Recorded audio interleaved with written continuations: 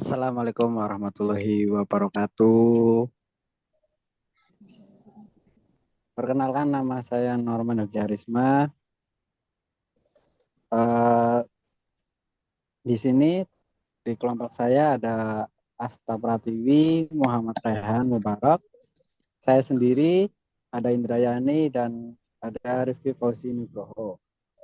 Di sini akan mempresentasikan tentang cybercrime.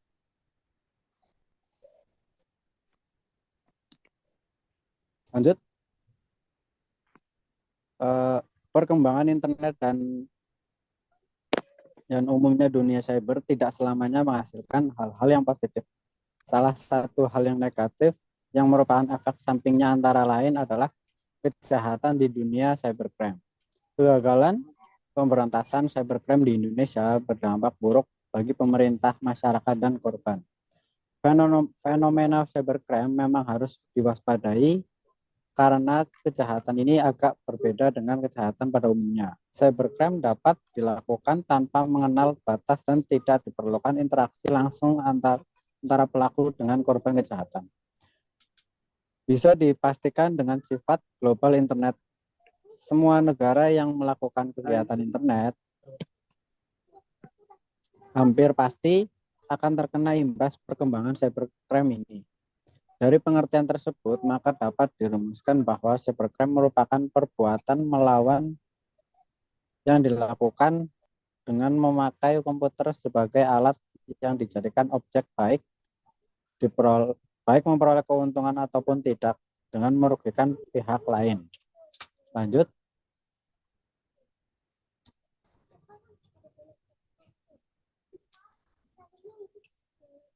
Pengertian cybercrime. Menurut Brenda Manawi, kejahatan cyber merupakan bentuk fenomena baru dalam tindak kejahatan sebagai dampak langsung dari perkembangan teknologi informasi. Beberapa sebutan yang diberikan pada jenis kejahatan baru ini di dalam berbagai tulisan, antara lain sebagai kejahatan dunia maya, cyberspace atau virtual space offense. Dimensi baru ini di high-tech crime, dimensi baru dari transnational crime, dan dimensi baru dari white collar crime. Cybercrime adalah istilah yang mengacu kepada aktivitas kejahatan dengan komputer atau jaringan komputer menjadi alat. Sasaran atau tempat terjadinya kejahatan termasuk di dalam kejahatan dunia maya, antara lain adalah penipuan lelang secara online, pemalsuan cek, penipuan kartu kredit atau carding, confidence fraud, penipuan identitas, pornografi, anak, dan lain-lain. Next.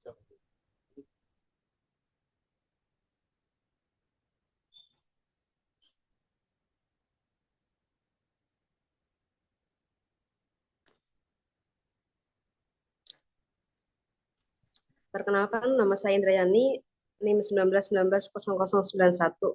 Di sini saya akan menjelaskan Kimber Law. Dalam UU ITE, khususnya dalam pasal 44 ayat 2, disebutkan bahwa alat bukti untuk tindak pidana Kimber adalah informasi elektronik dan atau dokumen elektronik. Jadi, untuk tindak pidana Kimber, alat bukti yang digunakan adalah alat bukti yang terdapat pada pasal 184 UU nomor 8 tahun 1981 atau Kitab Undang-Undang Hukum Acara Pidana, ditambah dengan informasi dan dokumen elektronik.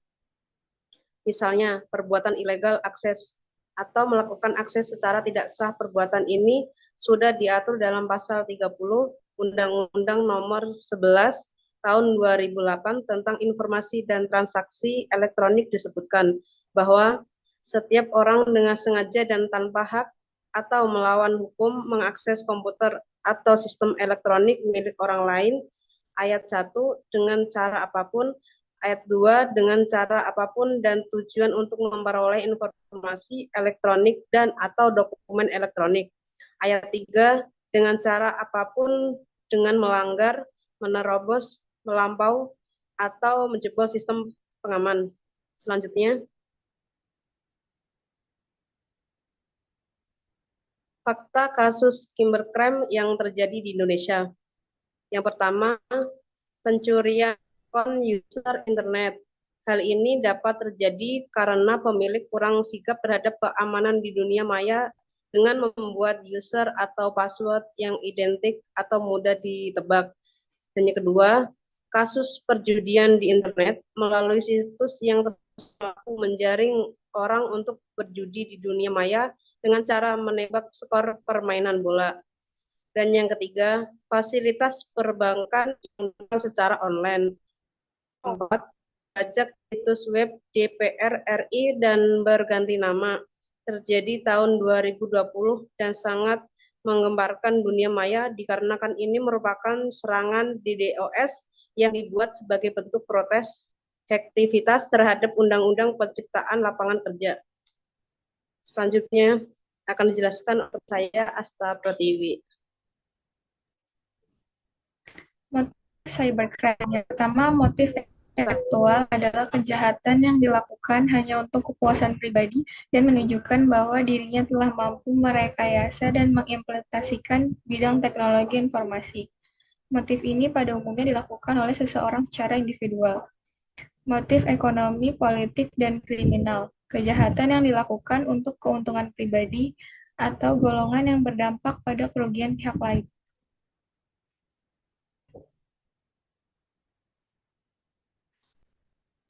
Penyebab adanya cybercrime, yang pertama, kesalahan pengguna atau human error, akses internet yang tidak terbatas, sistem keamanan jaringan yang lemah, email phishing, wifi publik yang tidak terenkripsi dan tidak aman, adanya kesenjangan sosial yang tidak diiringi dengan kesejahteraan masyarakat.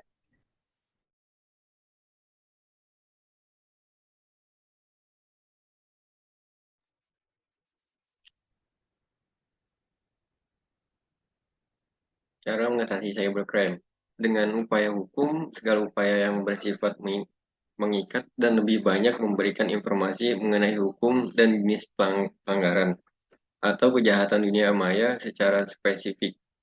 Jangan menggunakan software bajakan, perlunya dukungan lembaga khusus diperlukan sebagai upaya penanggulangan kejahatan di internet. Melakukan pencadangan data secara rutin, melaporkan email dan situs web phishing kepada berbagai pihak seperti penyedia layanan email. Menggunakan antivirus, pastikan menggunakan antivirus yang memiliki fitur yang lengkap. Jenis cybercrime.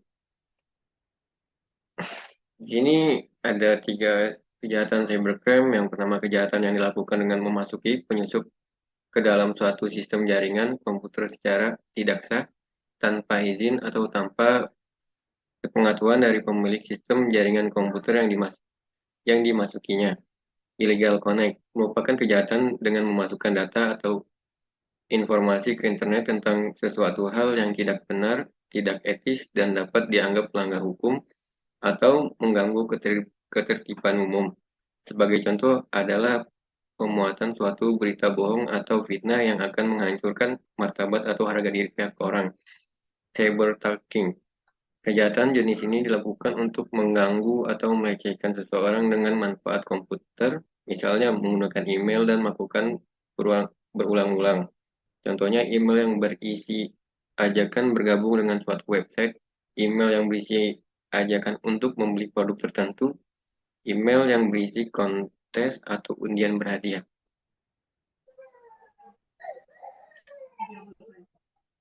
Kesimpulan, dapat disimpulkan bahwa cybercrime merupakan kejahatan yang timbul karena dampak negatif pemanfaatan teknologi internet.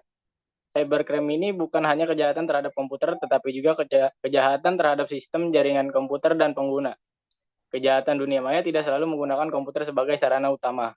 Bisa juga menggunakan alat elektronik berupa Android dan sejenisnya. Tetapi yang jelas adalah semua kejahatan dunia maya pasti melibatkan penggunaan alat elektronik sebagai sasaran utama dari kejahatan itu sendiri. Sekian dari kelompok kami. Wassalamualaikum warahmatullahi wabarakatuh.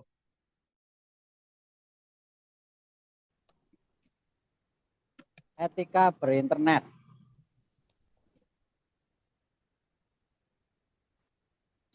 Internet merupakan singkatan dari interconnected network. Jika diterjemahkan secara langsung berarti jaringan yang saling terhubung. Internet terdiri dari ratusan bahkan ribuan jaringan komputer, mulai dari jaringan akademis, institusi, perusahaan, pemerintah, dan sebagainya. Jaringan tersebut membawa informasi dan beberapa layanan seperti email, chatting, transfer file, web, dan lain-lain. Internet adalah suatu jaringan komputer terbesar di dunia karena menghubungkan seluruh jaringan komputer yang ada di dunia. Banyak perubahan yang terjadi dengan kehadiran teknologi internet, terutama bagi pola pikir masyarakat generasi saat ini dan yang akan datang. Berbagai informasi yang terdapat dalam internet menawarkan para penggunanya kemudahan akses. Hanya saja keragaman informasi yang tersedia tidak hanya memuat hal-hal yang baik bagi para penggunanya. Hal-hal yang buruk bisa bisa dengan bebas diperoleh. Oleh karena itu, agar dapat memuatkan dengan sebaik-baiknya, kita perlu beretika dalam penggunaan internet, mengetahui manfaat dan dampak buruk yang ditimbulkan dari pengguna internet. Seperti halnya etika dalam kehidupan bermasyarakat, sanksi yang diperoleh terhadap suatu pelanggaran adalah sanksi sosial. Sanksi sosial bisa saja berupa teguran atau bahkan dikucilkan dari kehidupan bermasyarakat. Demikian juga dengan pelanggaran etika berinternet. Sanksi yang akan diterima jika melanggar etika atau norma-norma yang berlaku adalah dikucilkan dari kehidupan berkomunikasi berinternet. Next.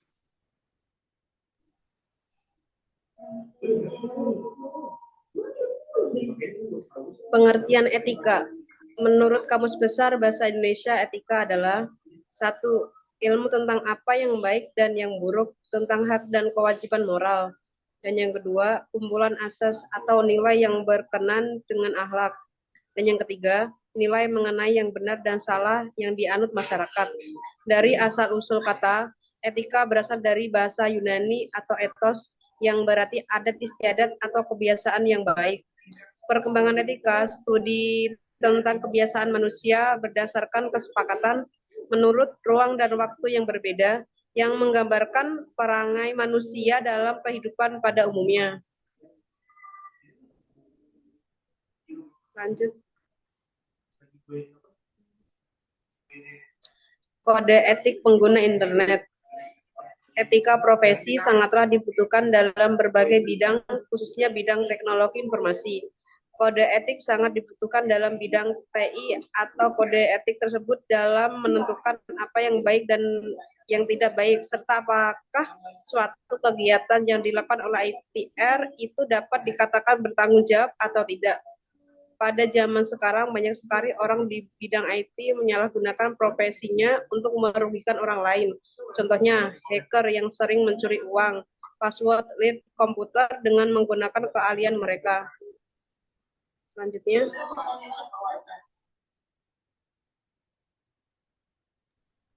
Kode etika yang diharapkan. 1. Menghindari dan tidak mempublikasi informasi yang secara langsung berkaitan dengan masalah pornografi dan nudisme dalam segala hal bentuk. 2. Menghindari dan tidak mempublikasi informasi yang memiliki tendensi menyinggung secara langsung dan negatif masalah suku, agama, dan ras, termasuk di dalamnya usaha penghinaan, pelecehan, pendiskreditan, penyiksaan serta segala bentuk pelanggaran hak atas perseorangan, kelompok, lembaga, institusi lainnya. 3. Menghindari dan tidak mempublikasi informasi yang berisi instruksi untuk melakukan perbuatan melawan hukum atau internasional umumnya. 4. Tidak menampilkan segala bentuk eksploitasi terhadap anak-anak di bawah umur. 5. Tidak mempergunakan, mempublikasikan, atau saling bertukar materi dan informasi yang memiliki korelasi terhadap kegiatan pirating, hacking, dan cracking. Dan walaupun sudah ada kode etik di atas, tetapi tidak semua para pengguna internet dan IT mematuhi kode etik tersebut di atas. Selain itu juga sanksi Undang-Undang Teknik Informatika bagi para pelanggar kode etik profesi dalam bidang TI belum begitu tegas dan jelas. Selanjutnya, pentingnya etika dalam penggunaan internet. 1. Bahwa pengguna internet berasal dari negara yang mungkin memiliki budaya, bahasa, dan adat istiadat yang berbeda-beda. 2. Penggunaan internet merupakan orang-orang yang hidup dalam anonymous yang tidak mengharuskan pernyataan identitas asli dalam berinteraksi. 3. Berbagai macam fasilitas yang diberikan dalam internet memungkinkan seseorang untuk bertindak etis seperti misalnya ada juga penghuni yang suka iseng dengan melakukan hal-hal yang tidak seharusnya dilakukan. 4. Harus diperhatikan bahwa pengguna internet akan selalu bertambah setiap saat dan memungkinkan masuknya penghuni baru dunia maya tersebut. Jadi, etika dalam menggunakan internet sangat penting sekali bagi semua pengguna internet. Etika yang dimaksudkan di sini adalah dalam forum-forum yang bersifat umum di mana banyak orang atau pihak yang tidak dikenal yang terlibat. Jika hanya interaksi dengan teman sendiri yang sudah akrab, mungkin ini tidak jadi masalah mengingat si teman pun pasti sudah hafal karakter masing-masing. Tetapi tentu saja tetap ada batas-batas yang tidak boleh dilampaui. Selanjutnya, Poin-poin etika dalam menggunakan internet. Tidak menyindir, menghina, melecehkan, atau menyerang pribadi seorang atau pihak. Tidak sombong, angkuh, sok tahu, sok hebat, merasa paling benar, egois, berkata kasar, kotor, dan hal-hal buruk lainnya yang tidak bisa diterima orang. 3. Menulis sesuai dengan aturan penulis buku. Artinya, jangan menulis dengan huruf kapital semua, karena akan dianggap sebagai ekspresi marah, atau penuh dengan singkatan-singkatan tidak biasa di mana orang lain mungkin tidak mengerti maksudnya, bisa menimbulkan salah pengertian. 4. Jangan turut menyebarkan suatu berita atau informasi yang sekiranya tidak logis dan belum pasti sebenarnya karena bisa jadi berita informasi itu adalah berita bohong atau hoax. Selain akan mempermalukan diri sendiri, orang lain pun bisa tertipu dengan berita atau info itu bila ternyata hanya sebuah hoax. 5. Selalu memperhatikan hak atas kekayaan intelektual atau haki. Artinya jangan terlibat dalam aktivitas pencurian atau penyebaran data dan informasi yang memiliki hak cipta dan lain-lain. 4. Peran penting orang tua agar tidak menyalahgunakan internet terhadap anak. 1. Orang tua harus tetap mendampingi anaknya ketika mereka bereksplorasi dengan internet di rumah. 2. Di sekolah, tanggung jawab anak dipegang oleh guru saat pelajaran yang mengharuskan siswanya menggunakan jaringan internet. Guru harus mengawasi anak didiknya. 3. Komunitas termasuk pengelola warnet, pelaksanaan program ekstrakurikuler, lembaga pelatihan, dan sebagainya harus tahu membahu dalam memberikan edukasi kepada masyarakat tentang penggunaan internet yang sehat. 4. Anak atau remaja maupun siswa didik diharapkan dapat belajar bertanggung jawab atas perilaku mereka sendiri termasuk ketika menggunakan internet. Selanjutnya, kesimpulan. 1. Cara menggunakan fasilitas internet yang baik dan benar adalah mengikuti kaidah etika atau tata aturan sederhana yang dapat kita lakukan seperti yang pertama, bertegur sapa dengan tulisan bukan fisikal. Yang kedua, dengan membiasakan bertindak sopan. Dan yang ketiga, mengikuti peraturan yang telah ada sebelumnya. Yang kedua, dengan mengetahui aturan main dan menyadari serta sebisa mungkin untuk menghindari kesalahan seperti yang dijelaskan pada poin pertama, maka penerapan etika di dalam dunia maya akan dapat berlangsung tentunya dengan kesadaran masing-masing pengguna. Maka yang sangat berperan dalam hal ini adalah pribadi dari masing-masing pengguna yang menentukan keberhasilannya. Sekian dari kelompok kami. Wassalamualaikum warahmatullahi wabarakatuh.